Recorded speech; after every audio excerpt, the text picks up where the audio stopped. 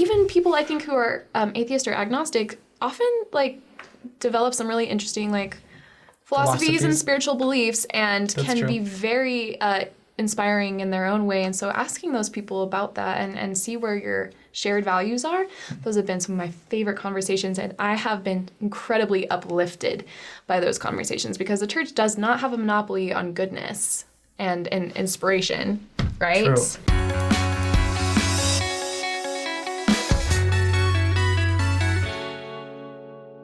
Hey everyone, welcome back to Saints Unscripted.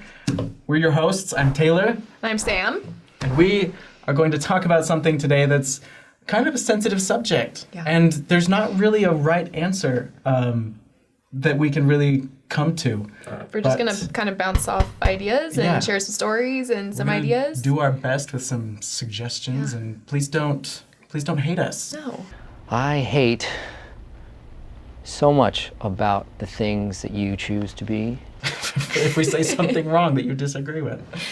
Because today we're going to be talking about ways you can react and what you can do when a close family member or friend actually leaves the church. Yeah, because I'm sure anyone, if you're watching this video, you probably know somebody. And if you don't know anybody who's left the church, you've at least seen their videos in the suggested section on YouTube. Yep. And it's hard to know how to react. Well, and it's difficult because the gospel is such a big part of our lives, and we eat, sleep, and breathe the Church of Jesus Christ of Latter-day Saints. You know, if you're an active member. It's not just a religion. My religion is Mormonism - Star Wars.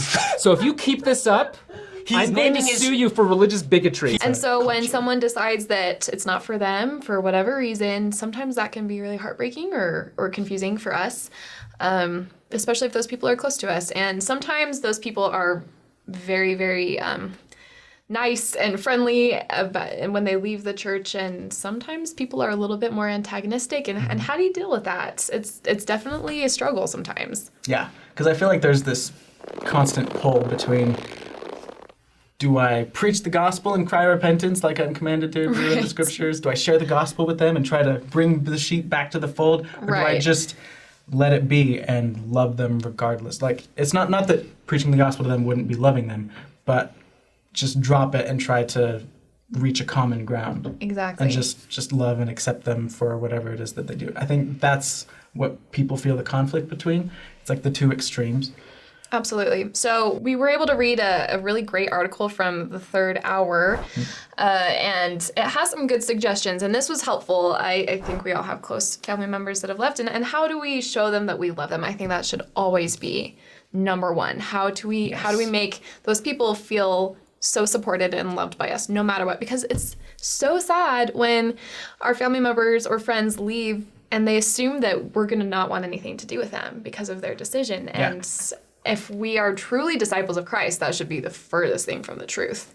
It's just sad that that does actually happen sometimes. It does. And that's why that fear exists. And right. It's sad. So we're here to try to dispel that. Right. So according to the article, there are a couple of tips that can maybe help you as you try to navigate this, whether this has happened recently or a while ago. It's never too late to try to develop a better relationship with those people in your life that are no longer sharing your faith. So in the article, it says, number one, don't let anger get the best of you. You're feeling strong, my friend? Call me Elf one more time. He's an angry elf. Yeah. Don't just blow up at that. That is the worst thing that you could possibly do. Boy, have you lost your mind, because I'll help you find it. So Sam, I have a question for you though. Mm-hmm. So do you have family members who have left the church? I do. Yeah, okay. Some close ones. Yeah. So when you first found out that they were leaving the church, were you angry? I was a little bit surprised, and I would say I was a little bit more sad or disappointed than angry. Their choice doesn't affect me or my testimony or conversion. I would say that I was definitely sad. I don't know. What about you? Well, so I was like was a month from coming home from my mission. Yeah. Let's put it that way. Yeah. And so I was like deep in it. I was tired of, people leaving the church, and I was tired of people not coming to church, and I was in the missionary mindset. And so then here's, someone who's very close to me, one of my best friends, in fact, and I just found out that they've left the church. I actually was. You were angry. I was mad for for a couple of weeks, which is probably good that I was on my mission because I didn't have any contact. Just take away your phone and everything. Because it's hard. You feel betrayed sometimes. Because like you said true. earlier, it's a culture, like it's your life. It is. And it's not just I believe this. Oh, I believe this. Oh, cool. No, it's like, that's your lifestyle. And it feels like a personal attack. And we make covenants, when we're baptized, and when we've talked on this channel about temple covenants, which are promises, that we make to follow Christ. And so we take our commitments to the gospel very, very seriously. So if you had been able to just react in that moment, what do you think you would have said? I mean, what do you think you would have done? I'm not really like a confrontational person. Right, Rex? Well, no, I don't like confrontations. Even if I am angry with someone, I take it like I'm usually very quiet. Yeah. But I usually just like shun people if I'm angry because I know I have difficulty confronting that issue. Something I'm working on. I think I just would have stopped talking for a while until I could process it.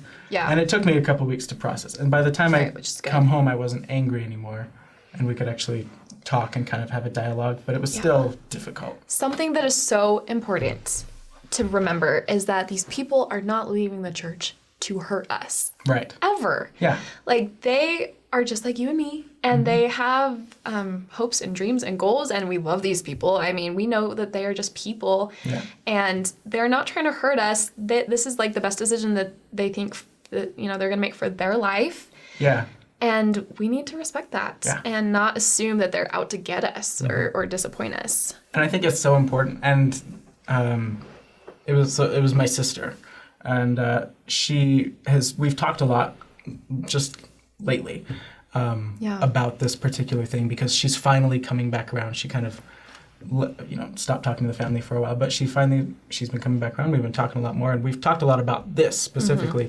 And one of the biggest things that she struggled with was that nobody validated her experience. Oh, interesting. And I think that is really important. And that's why anger is such a bad thing, because these people are leaving the church, like you said, because in their mind, it's the best possible option for their life right now. Absolutely. Because something has happened in their experience, no matter what it is, you don't know.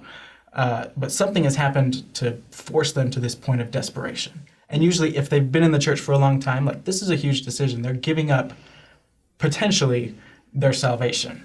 Like, something really traumatic has happened to them, and they're making this really difficult decision. And the last thing that they can handle right now is your anger. Well, and I know that people who leave the church are so stressed about losing all of their peer groups and their family and friends. Are they going to even have a community when they leave? Like, that's very valid.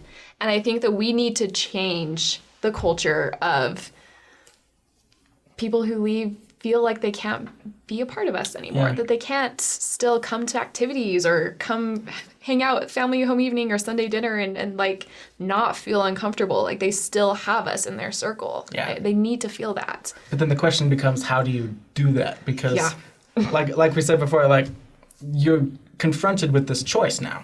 Do I preach the gospel and try to bring them back, or do I love them? Come back full circle. And back just to stop this. talking about the church, which is it? And it's probably somewhere in the middle, somewhere between those things. You have to, of course, it depends on the person. You have to gauge whether that person is ready to have a conversation, if they're open to it, or if it's like very sensitive for them and they're not ready to talk about it yet. And then just kind of see where that person's at.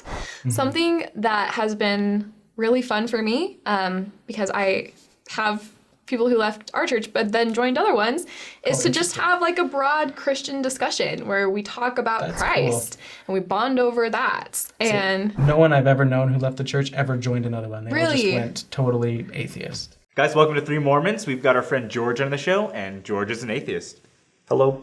that's so fascinating. So it's seen definitely a mix. Interesting. But even people I think who are atheist or agnostic often like develop some really interesting like philosophies and spiritual beliefs, and can be very inspiring in their own way. And so asking those people about that and see where your shared values are, those have been some of my favorite conversations. And I have been incredibly uplifted by those conversations, because the church does not have a monopoly on goodness and inspiration, right? True. But making sure that we contribute to that goodness by never just like getting on them and saying, okay, why are you not believing? Do you know what this is doing for your eternal well-being? Yeah. Because then they'll be defensive, and that invites a spirit of contention, not the spirit of the Lord. Right.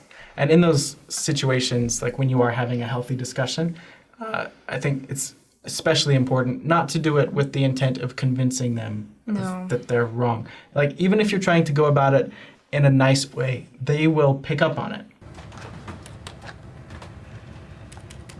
And they can sense that. People are not dumb. And so like, you'll shut them down, and they'll never have a conversation like that with you again. It's really important to just just talk and to just be open with each other and casual. I think it's important not to be like, I'm right. Just accept that they have some good points too. Yeah, and the absolute best way that you are going to be able to communicate your values to the people in your life is by living them, by just sharing that light. Don't be afraid to like say, hey, can I say a quick prayer like when we're praying, or like you're out reading your scriptures, or you go to church and you're like, oh my goodness, I was so uplifted by church today. Like, you don't have to hide those things. No, because that's who you are. That's who you are.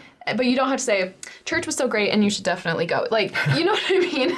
There's just so different. It's not human to do that kind of thing. Nobody does that. I hope they don't. And the times in my life where I've been most motivated to change is when someone bore their testimony in a non-manipulative, very authentic way, where they loved it because they lived it. Right. You know? And what's funny is, I don't think we've intentionally, maybe we have intentionally, but we've kind of hit most of these bullet points just talking. Yeah, that says, avoid shame, try not to shove the gospel down their throats. Don't do that. Yeah, don't ever. And don't let the gospel discussions turn into a heated debate. I mean, this is a great article for those of you who are trying to navigate this. You can definitely go look at this article on the Third article Hour goes and read much over more in it. depth than we did. Yeah. Shortly after I came home from my mission, when my sister had left the church, I was really upset, right? Trying to navigate my feelings. And I came across a scripture in the Book of Mormon that totally helped. Because I was really struggling. And it was from 3rd Nephi, and when Christ is telling people about like the sacrament, and like he starts talking about people who might take it unworthily. Mm-hmm. And he says, you shall not cast them out of your synagogues, but unto them you shall continue to minister. Because you won't, like, you don't know if they'll ever return, if they'll ever come back. And so you should just continue to minister to them instead of casting them out and everything. Absolutely. And I love like the modern connotation of the word minister today, like in the church especially. Ministering is mostly like you just love people, just love them and continue to be their friend or their brother or their sister, their mom or their dad or whatever you happen to be. Just continue to be that person, and because you don't know if they'll come back. And we honor our religion and we honor Jesus Christ by fulfilling his second commandment, which it was to love one another, right? And we do that by making these people feel welcome and comfortable and never condemned in front of us, because Christ forgave people and he's forgiving me, and he's asked us to please give each other grace and as much as he gives us. Yeah. So thank you so much for tuning in with us for this episode. We hope that this was helpful, and if you have any other suggestions or tips, please leave them in the comment below and like and subscribe. We'll see you again soon.